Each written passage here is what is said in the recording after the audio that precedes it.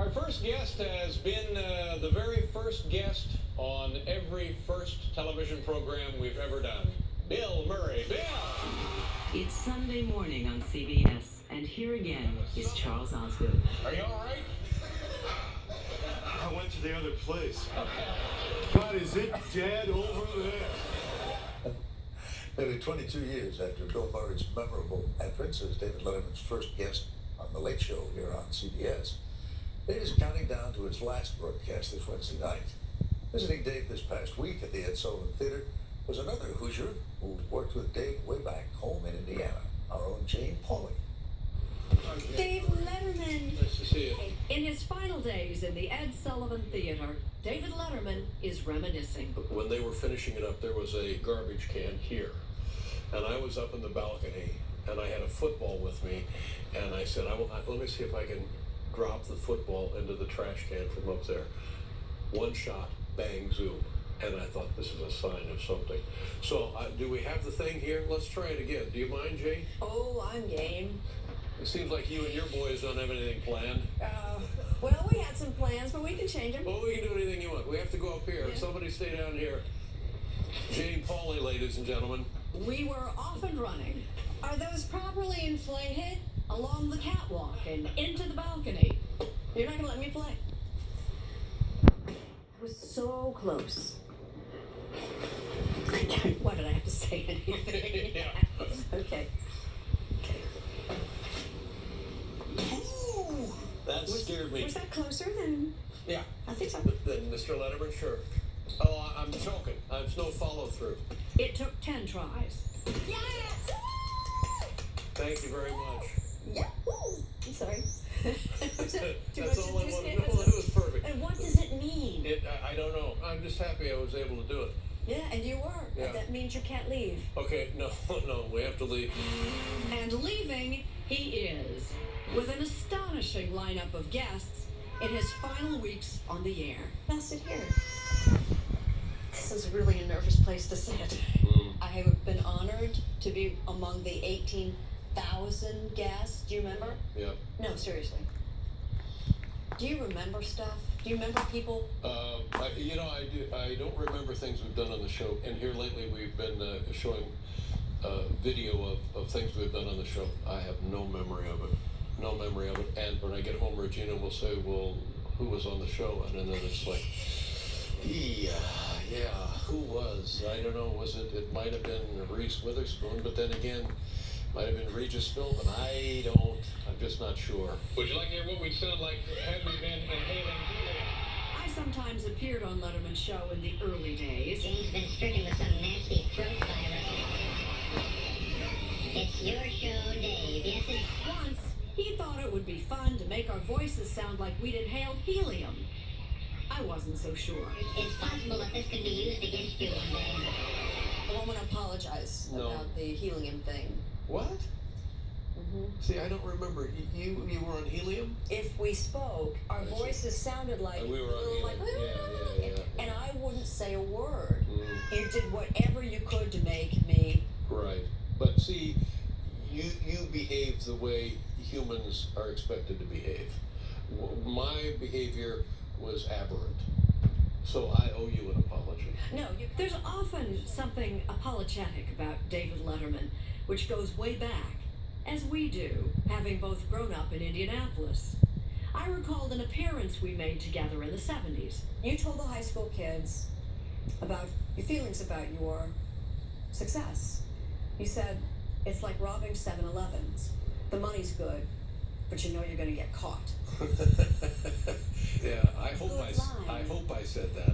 In those days, I was, probably not you, waiting to be tapped on the shoulder. Okay, the real guy's here, you can go home now. That's what I was always motivated by, that fear, the fear of failure. And then I have to, oh, darn. And then, I wasn't chosen again, so I go back home. In high school, Letterman was not a candidate for most likely to succeed. But that's where he found his calling. What did you want to be? I knew exactly what I wanted to be. My sophomore year in high school, they offered a speech class, public speaking class, so I signed right up. First day of class, everybody has to stand up and give an impromptu speech about themselves. And I got up, when it was my turn and I gave the speech, it had to be like 2 minutes or something, and I sat down and I said, wow, that was easy, to myself. And I had never said that about any other class in my academic career prior or after. I couldn't do it in algebra, couldn't do it in English, couldn't do it in history, couldn't do it anywhere. A metal shop, maybe. After college at Ball State, Letterman became a local jack-of-all TV trades. I started when I was 20 years old in Indianapolis. Yeah, I remember you. The weather and the weekend movies, That's you were right. hysterical. No, maybe not. Hysterical. Yeah. And I think you'll see that once again we've fallen to the prey of political dirty dealings. The higher-ups have removed the border between Indiana and Ohio, making it one giant state. Personally, I'm against it. Boy, oh boy, America. One of the most important decisions he ever made was to get serious about comedy and move to Los Angeles. David Letterman. David? Within a few years, he landed an appearance on The Tonight Show with Johnny Carson that would change his life. It's white, hot adrenaline. That's all it is. And then you go and you sit down and you talk to Johnny, and it's like you're sitting on the knee of the Lincoln Memorial, and Lincoln is talking to you. You know, it's like, holy God, it's the guy on the $5 bill is talking to me. I have a feeling for your shot on this show tonight, you're going to be working a lot outside the Comedy Store. Thank you. Really, I hope you come back with us. More appearances on The Tonight Show led to a morning show at 11 a.m. because it was bizarrely a daytime version of what you do now. My office would be filled with people watching. It was brilliant. It wasn't brilliant, Jane. It was like standing on an overpass looking at a chain reaction collision, you know, that goes, okay, 9 cars, 10 cars. Oh, look, it's 100 cars. It couldn't have been more poisonous. They had to get away from it. The show lasted just 4 months. I really thought, that's it.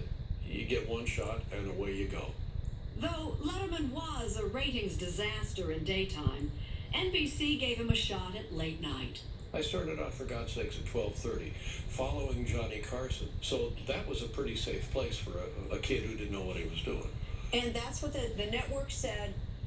Find some kid who doesn't know what he's doing. The only one in America. Oh, that would be, here he is from Indianapolis, Dave Letterman. No. That's exactly. And they continue to give you paychecks to do this That's right. for them. Yes. But it was all different. I couldn't get a show now.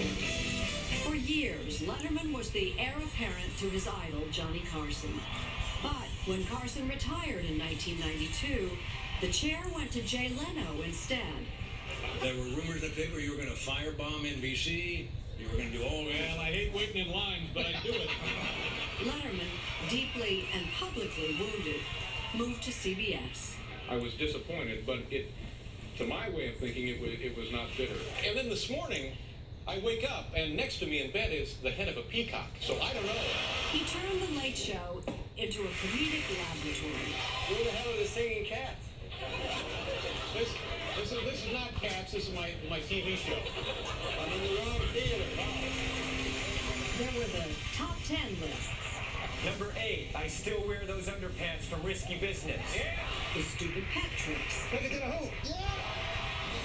But television's most reliably irreverent personality is feeling kind of nostalgic these days. When I'm down here during band numbers or during commercial breaks, I will go to various places and try to memorize what it looks like and how I feel, and look at the audience and get the scale of things, because even though I've done it for so long, I don't ever want to be without a fairly accurate, fairly vivid impression of this experience.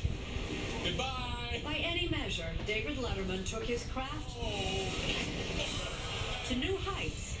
His comic genius recognized by everyone, except himself. I had this conversation as recently as last evening with my wife, and she will go to this strategy to pep me up. What does she say? She says everything's fine, and you've accomplished some things, and you should be proud of that. And I don't believe her, and so we have to be separated. We go to neutral quarters. Life can be hard work for you. Well, for anybody, for God's sakes, isn't it? Really? I mean, jumping crap. It's there's Sunday morning. Charles Osgood. They're grown-ups. I'll be right back with a little more jumping crap. He's right. We'll have more of our interview coming up.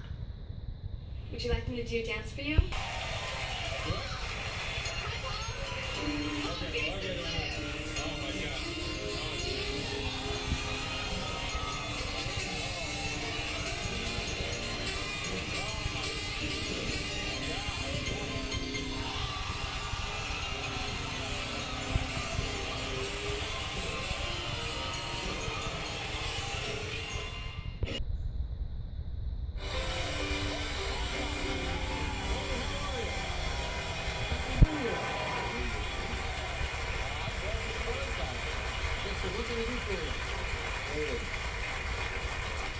David, you're really a dear old friend. Thank you. So could I suggest tonight you're interviewing Hillary Clinton, the First Lady of our nation. That's right.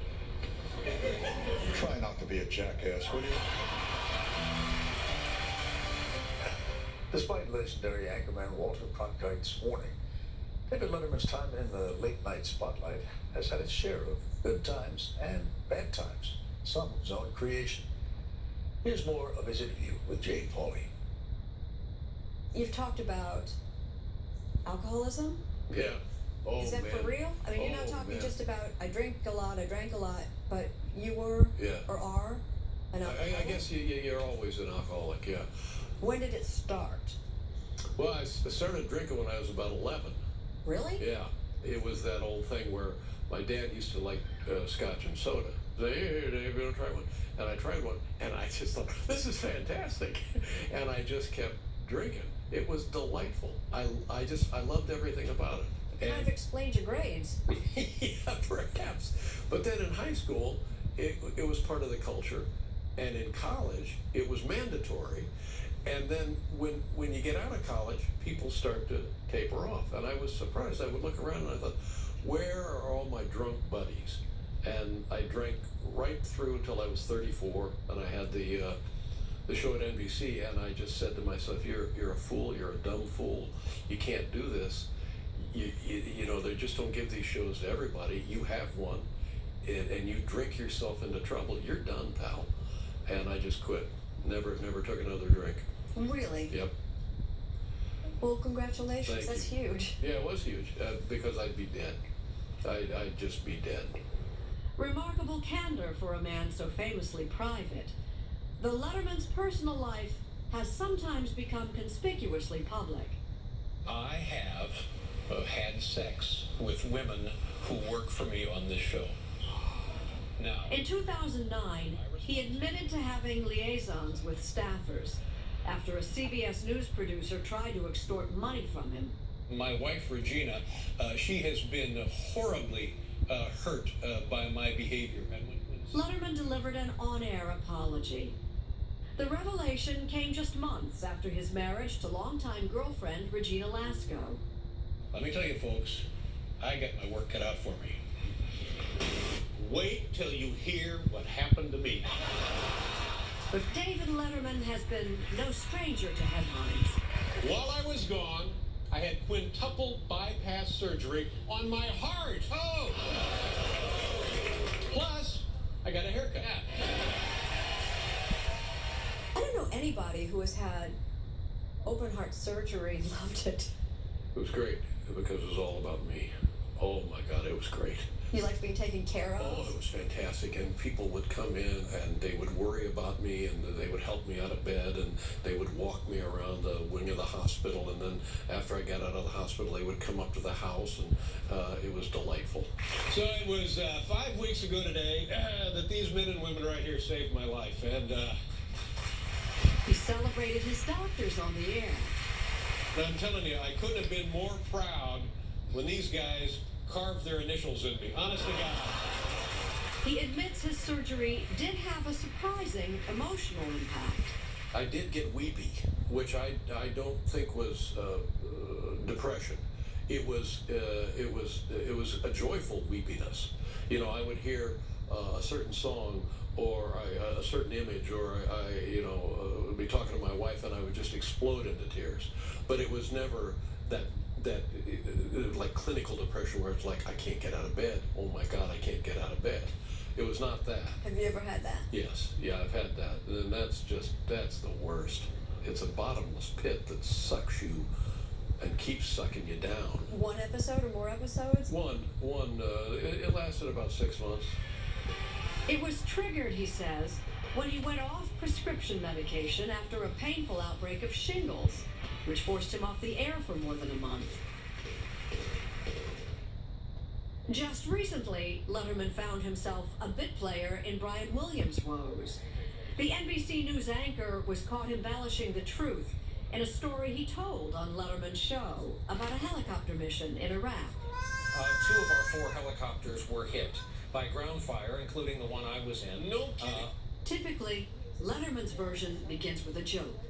I went to his dressing room and I said, you know that helicopter story? It would be so much better if you mentioned you were in the chopper that took the hit. Williams had been a frequent guest on late-night talk shows and reportedly even lobbied to host one. He would have been fantastic. He would have been great. He's a natural-born broadcaster. Supposedly he approached NBC about Leno's job and CBS about your both. Yeah. He had the chops. Oh, of course, don't you think? Smart, funny, good-looking, knowledgeable. You can see the future as well as I can, only maybe a little better because you're taller. Do you think he'll end up in comedy? No, I don't think so. I think this will sort itself out. In a year or two, it will be a dim memory. As for Letterman himself, his audience well knows. And I don't want to go all Kathy Lee on you here, but his heart belongs to Harry. This is, I believe, the reason my life was spared, so that I could be part of this kid's life. There he is. Hey, buddy! He's looking forward to spending more time with his wife and son, born when Letterman was 56.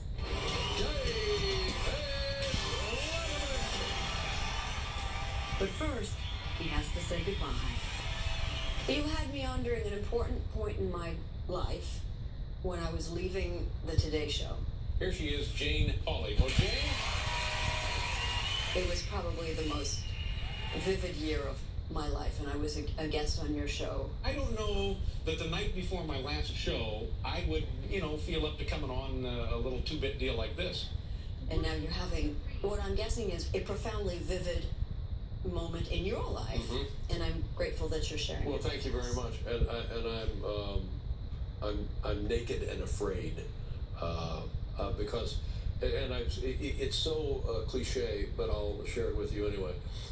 Any enormous uprooting change in my life has petrified me, really petrified me. But once I've come through the other side, the reward has been unimaginable.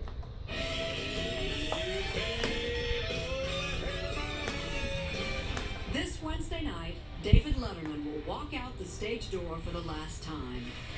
What's on the other side isn't clear. I noticed how when you talk about it, you say that you are retiring from the show. Retiring from the show is not the same as I'm retiring. Right. Yeah. I think I'm trying to make it more palatable to myself, but I doubt that anybody will ever see me again.